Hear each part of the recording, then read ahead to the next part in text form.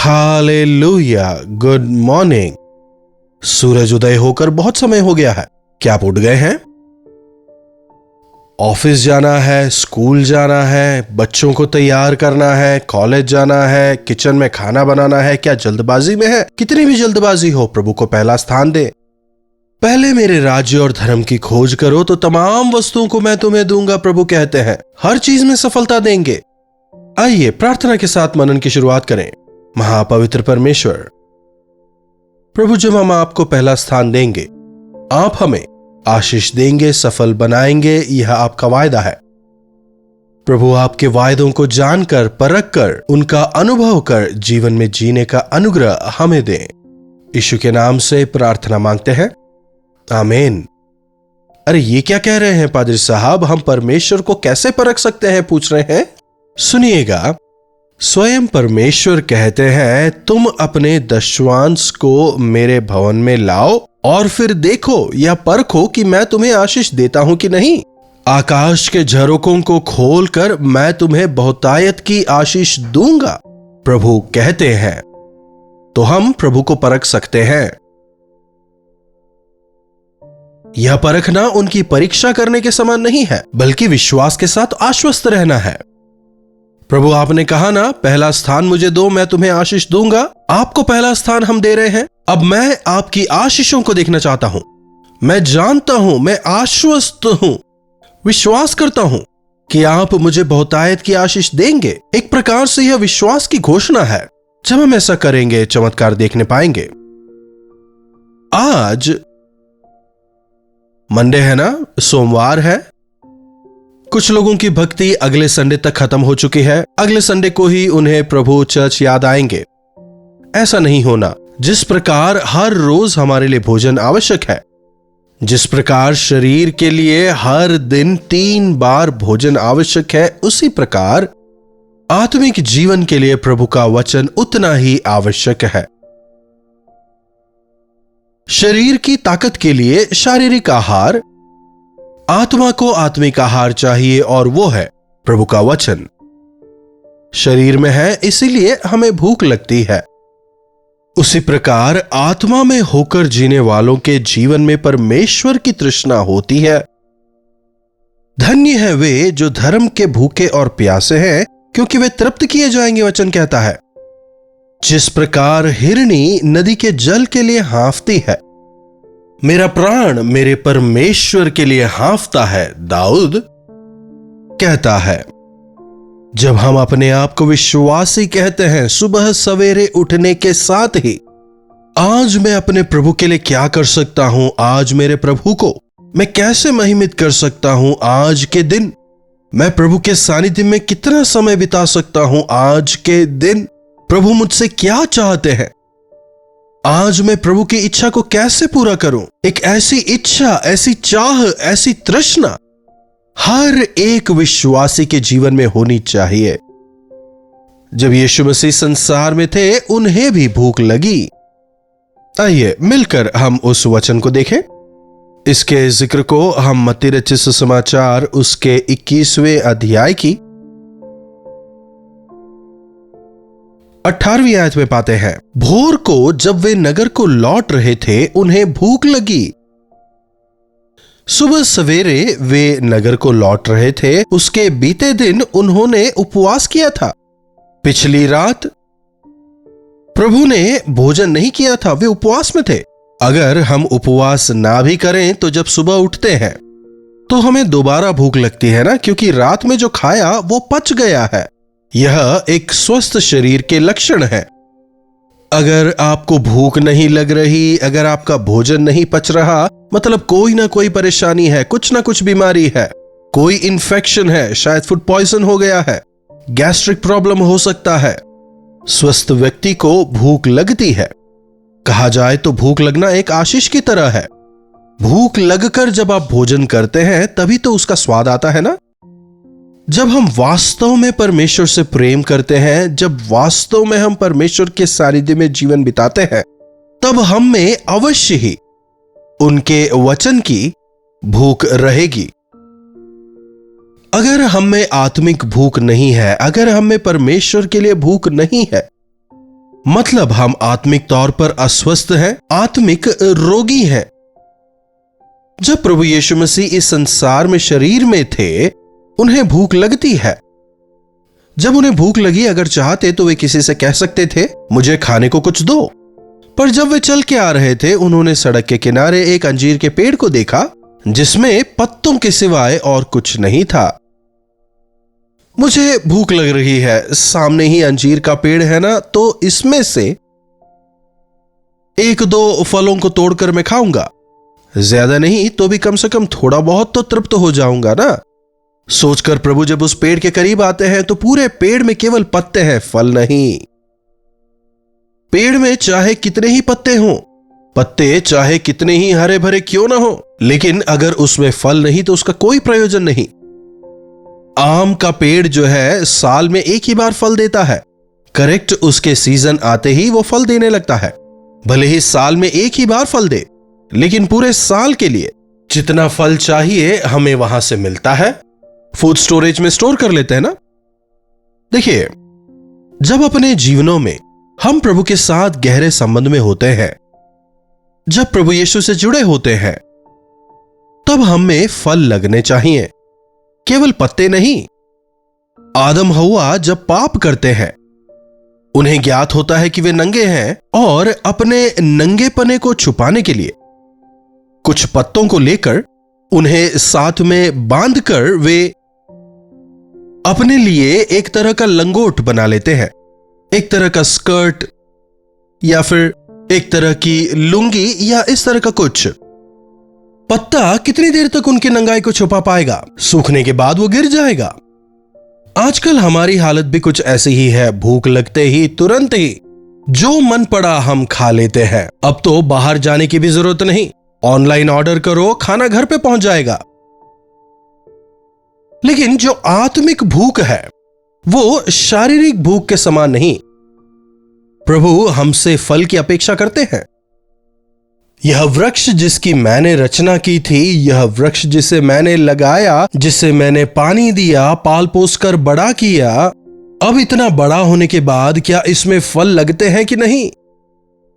प्रभु यीशु आज हम विश्वासी कहलाए जाने वालों की ओर देख रहे हैं कि क्या ये मेरी भूख मिटाएंगे। हम क्या प्रभु की भूख मिटाएंगे? भूख मिटाने का मतलब खाना देना नहीं। यहां भूख का पर्याय एक आशा है, एक तृष्णा है। जब हमें प्यास लगती है, हम पानी पीते हैं, प्यास बुझ जाती है। प्रभु यीशु ने कहा, मैं जिस पानी को देता हूं, यदि कोई उसे पिए तो दोबारा प्यासा ना होगा। वे इस संसार के पानी या प्यास की बात नहीं कर रहे थे। प्रभु यीशु आत्मिक प्यास को बुझाते हैं। यीशु मसीह जब 40 दिन और 40 रात उपवास रहकर प्रार्थना करते हैं, तब भी वे भूखे थे। आइए क्यों ना उस वचन को एक बार हम देखें। दिखेगा एक बार अपने बाइबल में, लूका रचित सुसमाचार उसका 4 अध्याय 2 आयत। लूका 4 उसका 2। और उन्होंने उन दिनों में कुछ न खाया, और जब वे दिन पूरे हुए तो उन्हें भूख लगी। 40 दिन और 40 रात तक उन्होंने ना कुछ खाया ना कुछ पिया। उन्हें कितनी भूख लगी होगी, जरा सोचिए। तब शैतान आकर उनसे कहता है, अगर आप परमेश्वर के पुत्र हैं तो इस पत्थर से कहे रोटी बन जाए और आप इसे खाएं। अगर प्रभु चाहते तो अपने आप के लिए बेहतरीन भोजन का इंतजाम कर सकते थे, लेकिन उनकी भूख सांसारिक नहीं है। इसलिए प्रभु उससे कहते हैं, मनुष्य रोटी ही से नहीं बल्कि परमेश्वर के मुख से निकलने वाले एक एक वचन से जीवित रहता है। परमेश्वर के जो जीवित वचन है वे ही हमारे आत्मिक भोजन है। यीशु मसीह में जो भूख थी, नाश होने वाली आत्माओं को बचाने की भूख, पापियों को उद्धार के मार्ग में लाने की भूख, आज प्रभु यीशु मसीह अपनी संतानों की ओर, विश्वासियों की ओर देख रहे हैं। जिन वृक्षों को उन्होंने लगाया उनकी ओर देख रहे हैं। क्या ये मेरी आत्मिक भूख को दूर करेंगे? क्या इस पेड़ में मेरे प्रेम का स्वभाव नजर आता है? क्या इस पेड़ के द्वारा मेरे विभिन्न गुण झलकते हैं? क्या यह पेड़ मेरी गवाही दे रहा है? देखिए, अगर हम हमारे जीवनों में केवल सैद्धांतिक मसीही हों, सिद्धांतों को मानने वाले, संस्कारों का पालन करने वाले, तो उसका क्या फायदा? बिना क्रियाओं का विश्वास व्यर्थ है। बिना आत्मिक फलों का जीवन वेस्ट है, व्यर्थ है। यीशु मसीह की भूख आत्मिक भूख है। हम जो कि प्रभु के संतान हैं, हमारे अंदर भी आत्मिक भूख होनी चाहिए। यूहन्ना रचित सुसमाचार के 4 अध्याय में एक बात का जिक्र है। यीशु मसीह को समरिया के मार्ग से होकर गुजरना पड़ा। मतलब वहां पर उन्हें काम था। यरूशलेम जाने के लिए कोई भी समरिया का मार्ग नहीं लेता था। सामरी लोग निष्कासित थे, तो यरूशलेम जाने के लिए समरिया होकर जाने की जरूरत नहीं थी, दूसरे मार्ग थे। लेकिन यीशु मसीह उसी मार्ग को चुनते हैं। वे उसी मार्ग से होकर जाते हैं, क्योंकि वे जानते थे कि उस मार्ग में एक स्त्री है जो हताश और निराश है। उसकी भूख नहीं मिटी, उसकी इच्छाएं पूरी नहीं हुई, उसकी आशाएं पूरी नहीं हुई। उसने अपने आप को तृप्त करने के लिए कई सारे प्रयास तो किए, लेकिन वो अपने आप को बिल्कुल तृप्त नहीं कर पाई। उस व्यक्ति को बचाना है, उद्धार के मार्ग में लाना है और उसके जरिए पूरे नगर तक उद्धार के सुसमाचार को पहुंचाना है। और भरी दोपहर वो स्त्री याकूब के कुएं के पास में आती है। दोपहर को वो आएगी, उसी जगह आएगी। यीशु मसीह को कैसे पता था? क्योंकि वे परमेश्वर के पुत्र हैं, स्वयं परमेश्वर हैं। हमारी यथास्थिति उनसे छुपी नहीं है। यीशु मसीह उस कुएं के पास है। तो यहां जो शिष्य थे उन्हें भी भूख लग रही है। भले ही यह नगर निष्कासित लोगों का नगर हो, पर भूख लग रही है। कुछ तो खाने के लिए चाहिए ना, तो नगर में कुछ तो मिल जाएगा। इस आशा के साथ शिष्य भोजन तलाशते हुए नगर को जाते हैं। इस दौरान वो स्त्री आती है, यीशु मसीह को मिलती है, यीशु मसीह से सुनती है, उसका हृदय परिवर्तन होता है। वो जो स्त्री थी उसमें वासना की भूख थी, तो इस जीवन के जल को पीना चाहती है, तो जाके अपने पति को बुलाकर लेके आ। जब प्रभु उससे कहते हैं तो वो कहती है कि मेरा पति तो है ही नहीं। प्रभु कहते हैं, हां, तेरे 5 थे और जो अभी है वो भी तेरा नहीं। इस बात को सुनते ही, उसका रहस्य खुलते ही उसका मन बदल जाता है। उसे समझ आता है कि यही संसार के उद्धार करता है। अपना घड़ा वहीं छोड़ देती है, पाप छोड़ देती है, दौड़ के नगर को जाती है। नगरवासियों से कहती है, आओ एक मनुष्य को देखो जिन्होंने वो सब कुछ जो मैंने किया मुझे बता दिया। कहीं यही तो मसीह नहीं? गवाही देती है। नगर वाले इस स्त्री की बात सुनकर यीशु मसीह को देखने के लिए उसके साथ जाते हैं। यीशु मसीह से मिलकर कुछ दिन उनके साथ रहने कहते हैं। यीशु वहां रुककर वचन सुनाते हैं। लोग वहां प्रभु की प्रतीति करते हैं। भोजन की तस्वीरें देखने से हमारा पेट तो नहीं भरेगा ना।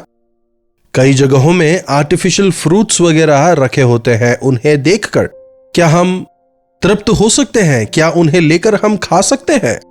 प्रभु के विषय कितना ही बोल ले, सुन ले, उससे हम तृप्त नहीं हो सकते। तृप्ति हमें तभी मिलेगी जब हम उनका अनुभव करने पाएंगे।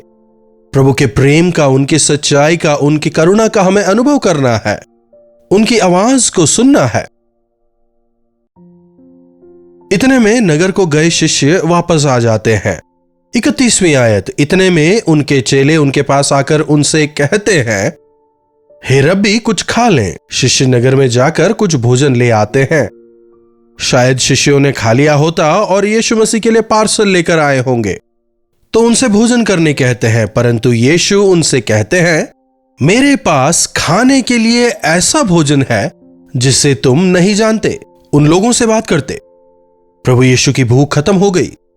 एक पापमय मार्ग में चलने वाली आत्मा को बचाने के बाद उसे उद्धार के मार्ग को दिखाने द्वारा मसीह यीशु की भूख शांत हो जाती है। मेरे पास खाने को ऐसा भोजन है जिसे तुम नहीं जानते। क्या है वो भोजन? अपने भेजने वाले की इच्छा को पूरा करना ही मेरा भोजन है।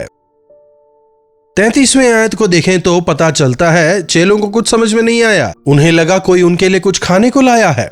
एक दूसरे से वे आपस में बात करने लगते हैं, शायद हमसे भी अच्छा भोजन प्रभु को मिला हो। प्रभु उन्हें देखकर कहते हैं, अपने भेजने वाले की इच्छा के अनुसार चलना और उनका काम पूरा करना ही मेरा भोजन है। क्या है उनका भोजन? मेरे भेजने वाले की इच्छा को पूरा करना। मेरे भेजने वाले की इच्छा के अनुसार चलूं और उनके काम को पूरा करना ही मेरा भोजन है। हम जो कि प्रभु के संतान हैं, हम जो प्रभु के विश्वासी कहलाते हैं, हमारा जो आत्मिक भोजन है प्रभु की, हमारे भेजने वाले की, हमें उद्धार देने वाले की इच्छा को पूरा करना। हमारे लिए उनकी जो योजनाएं हैं उन्हें समझकर उनके अनुसार जीना। क्या आप यह समझते हैं कि हम में से हर एक के लिए प्रभु की कुछ योजनाएं हैं? अपनी महान योजना की बदौलत ही उन्होंने हमारा उद्धार किया है। क्या आप यह समझते हैं? प्रभु से प्रार्थना करें, प्रभु से पूछें, मेरे जीवन के लिए प्रभु आपकी योजना क्या है? प्रभु मेरे निमित्त, मेरे परिवार के निमित्त आपकी योजना क्या है? आपकी इच्छा क्या है? आपने मुझे इस संसार में क्यों भेजा?